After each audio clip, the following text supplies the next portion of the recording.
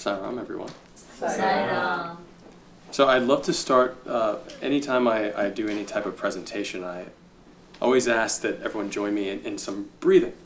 And so this exercise you could take home, and it's very helpful just to get the energy going. If you're ever asleep, I used to do it in college when I would be up late working. And it's just called uplifting heaven. And you just keep your mouth closed with the tongue on the ceiling of your mouth, gently pressed on the ceiling of your mouth. And you can do it sitting or standing or even laying down, but since we're all sitting, you can push the sit bones into the ground, into the chair, to your surface. Lift the collarbone slightly. Imaginary string lifts you from the top of the head. And we're going to use the belly to breathe. It's called the lower dantian, the second chakra, about 2 inches or 3 finger lengths below your belly button. So sit bones, collarbone, and breathe right here into the belly. And inhale with the mouth closed through the nose. Exhale, push the breath as if it's a color going out of your arms. Inhale, draw the breath in as a color going back into the belly. Interlace your fingers, exhaling down. Inhaling up. Stretching out of the hips and exhaling down. And keeping all the breathing in and out through the nose with the mouth closed. Tongue gently pressed on the ceiling of the mouth. And one more time. Inhaling up. Exhale, wash that color out. Inhale, drawing the color in with the breath. Interlace the fingers, exhaling down. Inhaling up. Stretch out of the hips, out of the shoulders. Exhaling down. Thank you guys, Saram. So I'm so grateful. In general, I've been asked to speak at the centers before, and I often avoided it. And I think part of that was because growing up, my mother and father would tell me that these centers are not for socializing. So you go in, you sing your bhajans, you listen to the word of the day, and then you leave silently. So that was always the theme. A few years ago, I did a YA talk for Comic-Con during the pandemic, and everything was online, so we did it on Zoom. And that's on YouTube now. And that was thematically connected to a project that we're working on called Justice for Hire, where anybody can become a hero.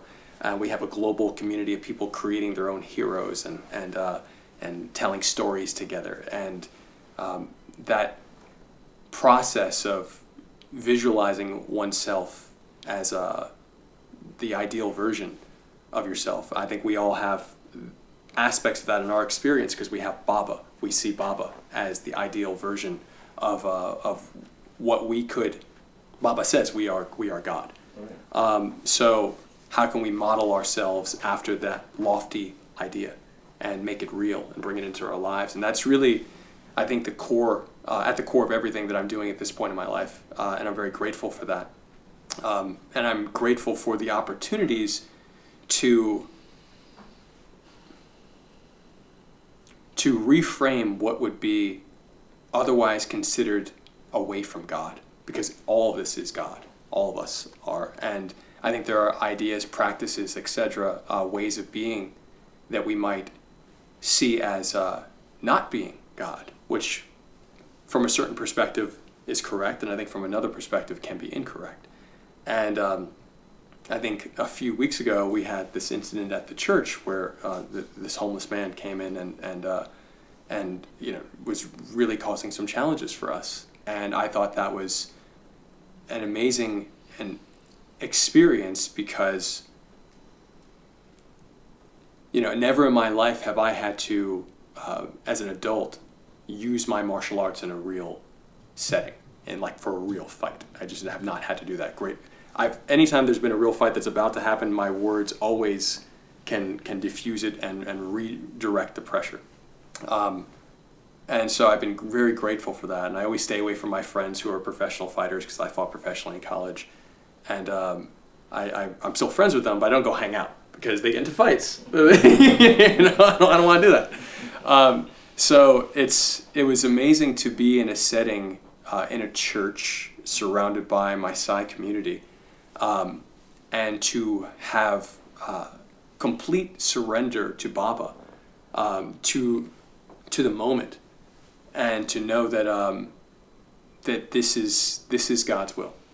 Like, you are in the midst of God's will, and allow it to flow through you. And there was no, I'm often have anxiety about situations like that. There was no anxiety, and I was grateful for those of you that captured footage of it.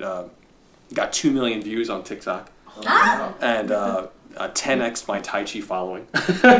So thank you guys for that. But it was very much framed as how can most of the comments are around how can police have been reaching out to me with very positive words. Top martial arts masters have been reaching out to me with very positive words, and to be able to restrain a person that is causing a challenge, that is being violent, without hurting them, that is a very particular level of approach. And I found myself with all of you 2 weeks ago using every step of Sai's teachings to measure at what level should I engage. And I was very, very grateful for a lifetime with Sai's teachings, because it helped me recognize that, and I thought the moment was also a reminder that often reminds me of the Bhagavad Gita, and I've said this to many of you here before. There's a quote in there where Arjuna's crying, and he says to Krishna, "I don't want to fight my family." And Krishna says, "What are you doing? Pick up your sword." And I always love that, because it reminds me, pick up your sword and fight. It reminds me of coming from what I would consider a warrior family. I'm very grateful, thank you, Mom. Of that every caste, so to speak, has its place in the grand scheme. And there are times where the warrior is necessary, very much necessary. And how can we apply that without, and remove the bits of ego that make us go too far? And many folks were telling me about an issue with a military man in New York who choked out a homeless man who died, and then and most of the comments on this 2 million views video was, "And he's alive. It can be done safely. It can be done with care." And my writings around it, which I released on that video, were about the approach of incrementally. Each level of care, how can you approach a person who is having a challenge and who may want a conflict, and how can you approach them with the type of love and care that they may not be receiving? And if they don't want to receive it and they do want conflict and you cannot leave, how do you deal with that in a way that keeps you safe and others around you safe? And I think that that's a very important skill that is valuable for everyone to in our culture to have experience with. I think it would very much help many aspects of our society if we're all educated to de-escalate as a community. So when I heard one of you mention that there'll be de-escalation at the YA event, that's awesome. So yeah, I'm very grateful to do this talk. I'm very grateful to be here, and I'm happy to address anything or share anything that if you have any questions or ideas, or I really didn't have anything prepared here aside from saying, thank you guys for being so loving and supportive. We would like to hear your experience with Baba, your impression, your first memories. How did you perceive it? How your experience of, because we here to share heart to heart our experience with Baba. So just tell us your first impression and how Baba affected, influenced your life. What did you learn from teachings of Baba? Being around the father that he's the very president. few of us grew up from birth with Baba. Especially the fact that you have your parents She was pregnant. You said that you didn't know you were pregnant with him when you first When saw I went to Baba. Swami, Yeah. So I'm very grateful for I think it was Swami Vivekananda. I was just looking at a quote from him yesterday, and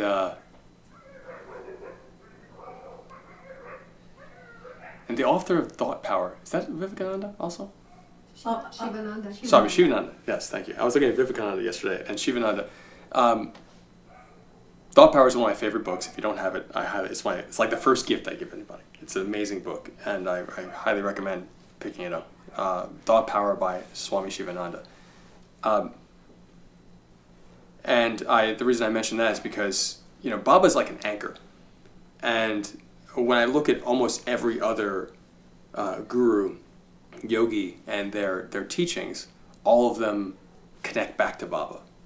And I'm massively grateful for Baba in my life because it gives me such a firm foundation to interact with everybody and everything. And I can measure it back against my relationship with Baba. Not necessarily Baba's words. I think it's really important to be able to look beyond the words with Sai's teachings, because I think it's Sai himself in several of his writings talks about the intention of his presence being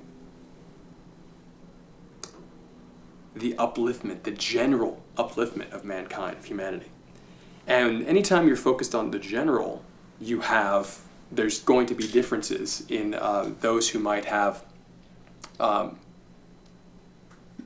deeper, longer term experiences, etc. In any arena, the general and the uncommon and unique are different. And so if Baba came to uplift the general audience, we are not the general audience in here. And I think it's very important to recognize that, and therefore our responsibility is higher than the general audience. And the general audience may not know of Baba's existence because of the resonance of a being such as that living on Earth. The higher level being, the more the aura impacts the surroundings. And I think there's some sort of math on that I think a high level yogi's aura like going out like 90 miles or something like that. So there's something like that. But I thought that was pretty cool. But imagine what it does for an avatar. And even the 16 characteristics of an avatar that we've discussed previously, and how that is so beautifully organized. So I mention all of this to say that there's so much to be studied with Baba's work, and to be measured and countermeasured by that study, by our own personal study, that it for me, it just helps me look beyond words and measure the words that I might read in one of Baba's books, and then what am I receiving from reality, which is also God, and how can I find the higher path by aligning myself with the what do we say in the mornings every Sunday morning? Well, we have our routine, and my son and I, and we do this. At the end of our meditation and light work, we do a lot of light breathing, the Jyoti meditation, and we do a variation of the Jyoti meditation for white light armoring, and washing the bone marrow and the blood and the cells and the atoms, and going as deep as you can, and systematically. And Mom joined us this morning in that. I work with God, the source of all things, the avataric energy, and the Godhead inside. Those three in particular. God, the source of all things, the avataric energy, Sai Baba, and the Godhead inside. So by even making those three distinctions, being able to align ourselves with these three manifestations of what is a whole. And so it's daily work. I do daily work with Sai's teachings, and I'm very grateful that, and the reason I mentioned Shivananda and Vivekananda earlier is because they talk about being reborn into when you're reborn with a family of practitioners, and what that means for a lifetime. And I'm just very, very grateful to be born to practitioners, and to be able to continue my work from previous lifetimes here. And having that data as a child allowed me to move into, it made it very challenging, actually. It gave me a massive advantage in many ways, but also made it challenging to move through spaces where people don't think like that, don't have the data on their own lives or past lives, the conflict they may come about from someone not agreeing with a particular spiritual perspective. And normally if I reach, in the past when I would reach a blockage like that, that always meant that my spiritual perspective wasn't expansive enough to be able to hold, to embrace someone else's, if I ever came up with a blockage. And that relates very closely to my work in Tai Chi and push hands. Specifically, push hands is the two-person exercise that can be both a massage to both practitioners and also helps you to apply the martial aspects of Tai Chi to redirect pressure toward the goal of uprooting an opponent or making them move or in any particular direction. And that type of space control and expansive awareness that's required, that you develop playing that, and it's required to play it on a higher level, to me is very similar. It's the kinesthetic counterpart of what we're practicing for the concept of expanding our own awareness with Sai's teachings and many of the exercises that he's given. One of the exercises that I found even to be, I just didn't know. No one gave me the details. I found it in one of Sai's books, and then I found a video on Instagram of Sai actually teaching it, was Om. And I was like, oh, I didn't realize Om is so technical. And inhaling the A, having the A fill up all the way to the throat, pushing the U out of the mouth. So the A is completely silent, the U comes out of the mouth, and then the M comes back in like a plane landing on an airstrip. And I read it in the Sai Baba compendium, and then 2 days later, or 1 day later, I saw it on Instagram, and I was like, oh my gosh. And so Jet and I, my son and I, have been practicing that Om, and I've even brought it into my Tai Chi forms so that I can do an entire form with the Om, and Om, bringing it right back. And to watch Baba do it so effortlessly, I'm just like, man, a lot of work needs to be done. So I think we're well equipped with libraries of writings and videos and just so much information to help us on all of our unique paths to refine and expand the spirit. Can you share a little bit of your personal experiences? Sure. Yes. My personal experiences. Yeah. With Baba, like dreams or... Jen, tell them how funny Swami can be when you were a teenager and he came with the DJ. Okay, so I was about to say that. I was actually like 6 with that. I wasn't a teen. But when I was 6, I used to dream about Baba as a rapper. And he had a big gold chain with the Om sign. Oh, And he would have he had a flat top. If you remember, like in the 90s, there were flat tops, and there was like a big Om sign in the flat top. And I would perform on stage with Baba in front of a big screen, and he had his orange like robe underneath a black leather jacket, and he had like rings with the Om signs on them and like all the religions. And that was just really cool. When I was a kid, I used to like dream about that a lot, and there a lot of humor. I feel like there's a lot of humor in the experience with Sai, and that's, I do my best to remind myself that with all this love that we get, that to not get so attached to the form. And there's so many people. I'm very private with my Sai experience. I haven't posted this on Instagram or anything. I'm speaking at the Sai Center tonight. I didn't do that. And And when I have shared about Sai, the pressure that I've gotten back, even a little bit of pressure, it feels uncomfortable, massively uncomfortable, because it's so personal to me. And Like what kind of pressure? First grade teacher. No, I mean like people saying like incredibly negative things about Sai Baba that they heard by wherever, and so I'm just like, like this person who doesn't. I was even talking to an investor for my company a couple weeks ago, and he sees my Sai Baba. He worked with Isaac Tigert. Yeah. And so, like, this investor worked with Isaac. He's like, he knows of Baba through Isaac, and then, is bad-mouthing Baba to me. I'm like, well, I'm going to the Sai Center right now, And so, it's challenging when people who are from a culture that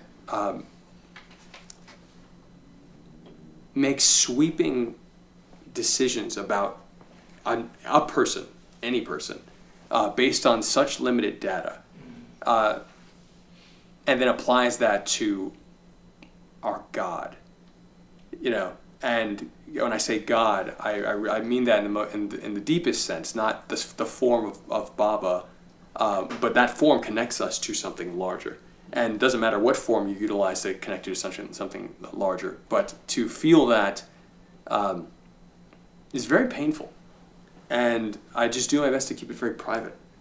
And when I do encounter that, I do my best to wish those people the best, because at the end of the day, we're actually all talking about the same thing. And to put, like, I can't think of a form of God that I would feel negatively about. Oh, like what are you talking about?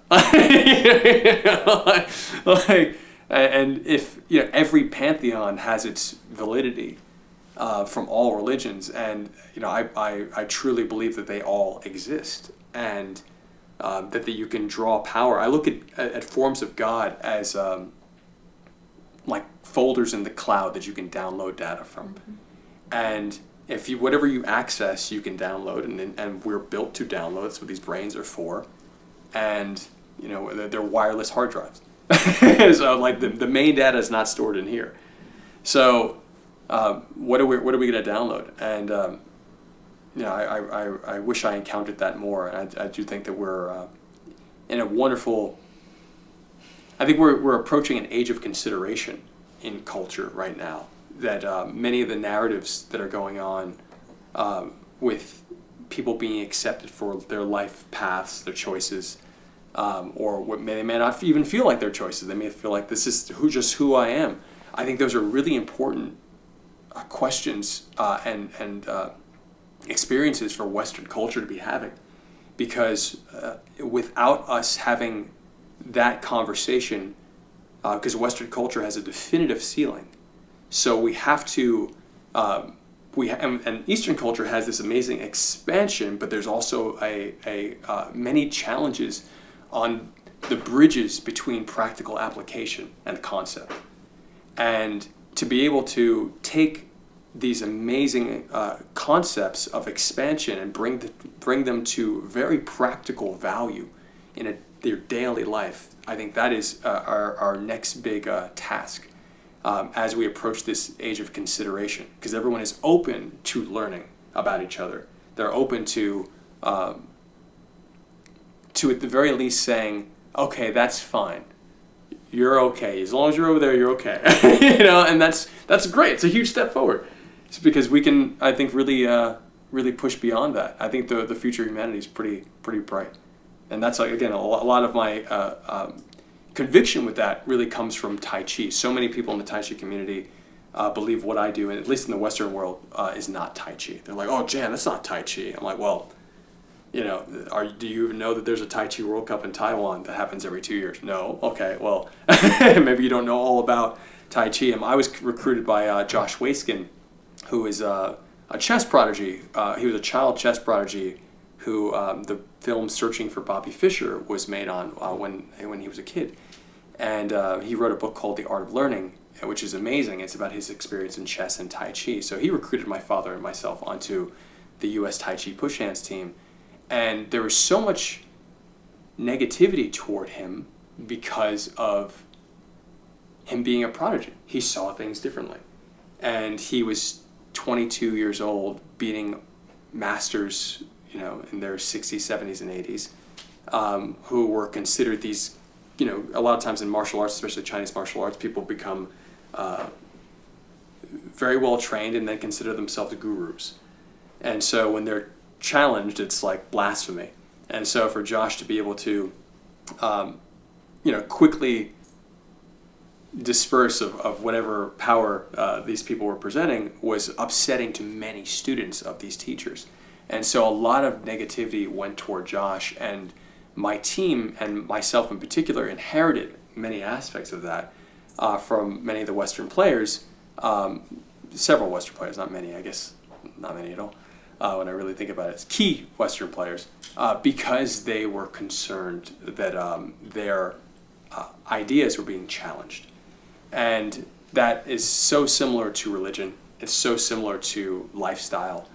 And to recognize that one's practice or expertise does not negate your own is so important in my experience. And it's having that connection with Baba that reminds me of whatever I believe my expertise is. I have to countermeasure that against Sai's teachings, and it's I don't think that I would be able to do that without Sai's teachings, because I think you have to be at a really high level to do that on your own, without an avatar, and just knowing that, okay, whatever I accumulate in this lifetime, I have to countermeasure it against someone who actually, a being who we're blessed to know, that can remind me very quickly that it doesn't matter.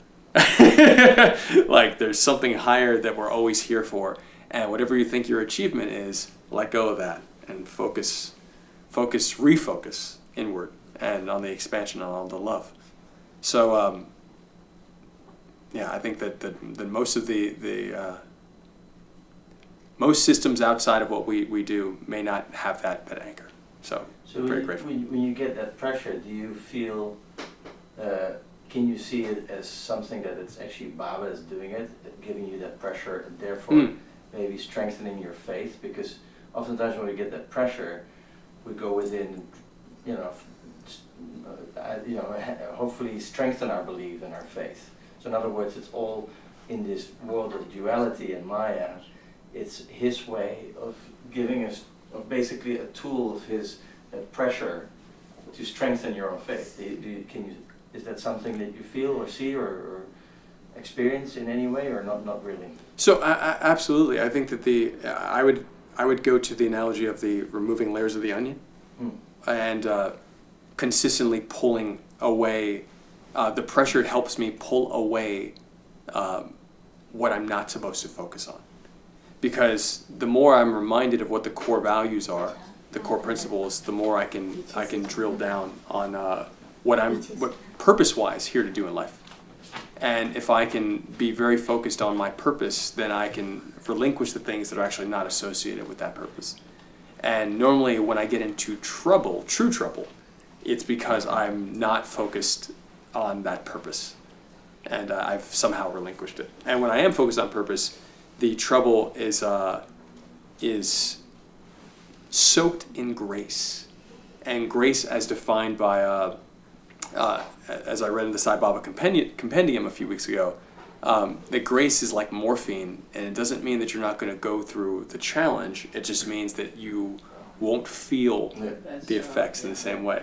So Morphine, exactly. So the challenge with the homeless man a few weeks ago did not feel bad, and so when in the midst of it, I was like, okay, is this okay? Well, it feels okay, so it must be okay, because this is obviously a challenging situation, but here we are. So it must be God's grace. So therefore, go. Do you have any miracles that you want to share? I was in a car accident 2 weeks ago. I thought I was going to die, and I got hit from behind and spun into a concrete structure. Hit the concrete structure, broke it, and it flew back. And I kept going, and then I hit a security guard who flew back, and all the Airbags popped open. Definitely have some bruising internally, but all the doors locked and none of the glass broke, and it started filling with gas. And I couldn't break the window, and every time I tried to break the window, I had to take a deep breath, and I got weaker because I was inhaling this gas. And so I was very concerned. This was 2 weeks ago on a Monday, and I was very concerned. I'm like, I mean, the day after Sunday. This is a week after Sunday. A week after. Yeah. And I was like, I may not get out of this one. And I said, let me out. I didn't know, and I just saw a person walk up with one of those, like the exact thing that you open a car door with. They pried open the door. I jumped out, and I turned around, and they weren't there. No. And I was like, and I saw some other people there and I'm like, hey, where'd that guy go? I just want to say thank you. And they were like, who are you talking about? And I was like, so that was 2 weeks ago. There's your miracle. Yeah, so that was pretty Well, recent. you save us all. We save you now. Oh, that's really sweet. So yeah, there are many times where I'll feel literally hands touch me, move me in different directions, and so there's. And I think that if you're doing the work, you're going to have so many experiences that we just don't talk about in a common way in our daily. I would love to hear.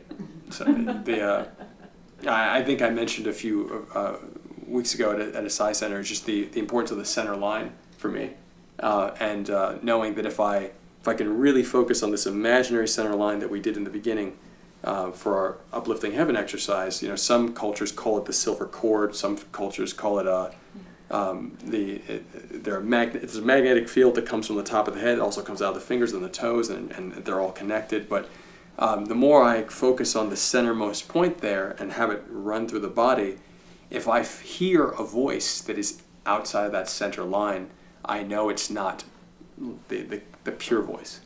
If it's slightly to the left or slightly to the right, I really focus on the space where that voice is coming from, the angle.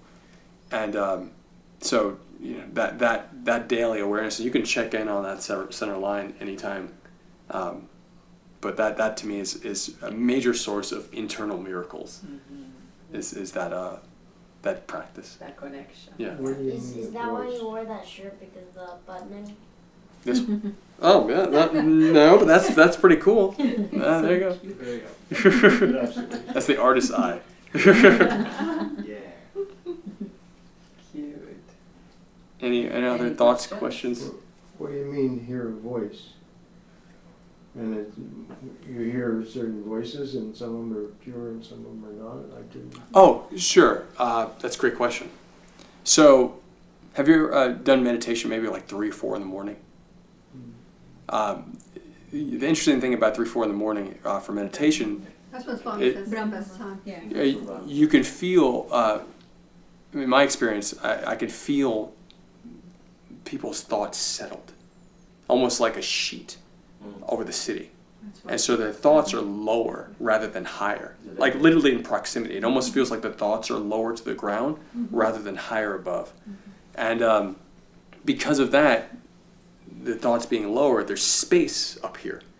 And you can almost travel, the awareness can travel very, very quickly. And awareness is from my experience in Tai Chi, is just like weightlifting. The more you train expanding the awareness, the more awareness you can hold. And that's what helps me if I'm in a ring and I'm competing against somebody. I'm like, okay, their body is my body. And literally saying that to myself to help my awareness go through their entire body, so I can know, okay, there's weights on their back heel, or there are weights on the front right ball of the foot. And so I mean it in a very technical way in terms of space.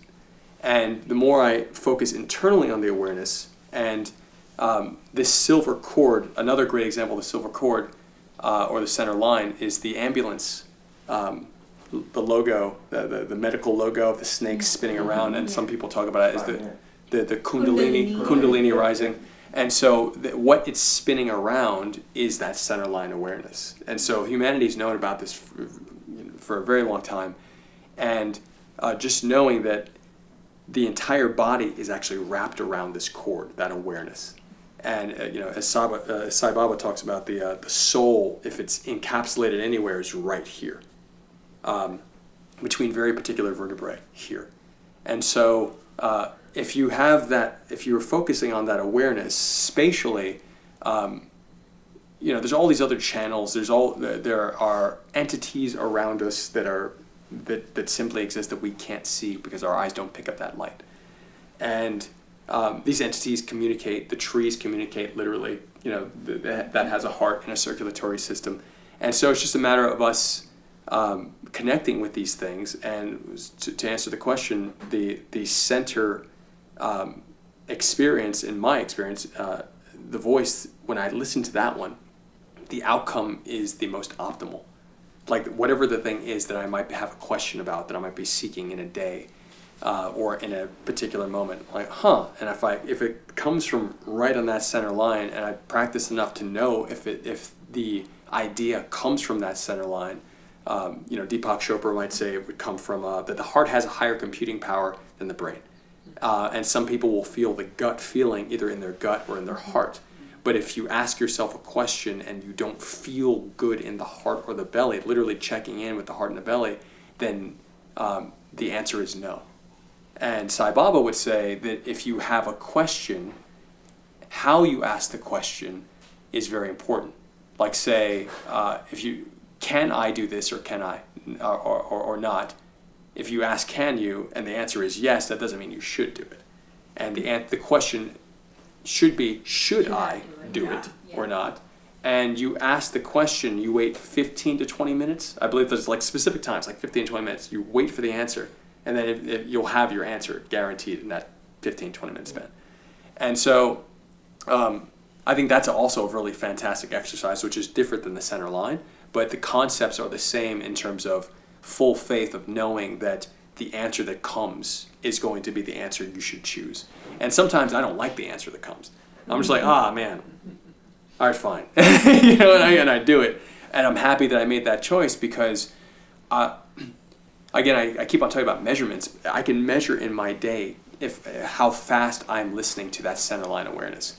If I hear what to do and then I make a consideration of another thing, I just wasted milliseconds. And those milliseconds in competition are massively important. It's really the difference between winning and losing. So if I do not listen right away, there will be repercussions in my experience.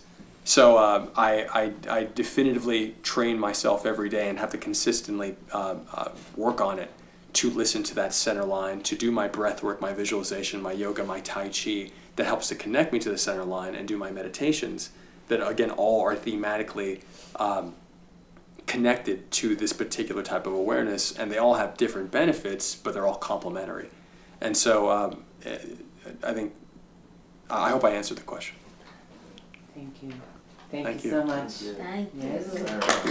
Thank you.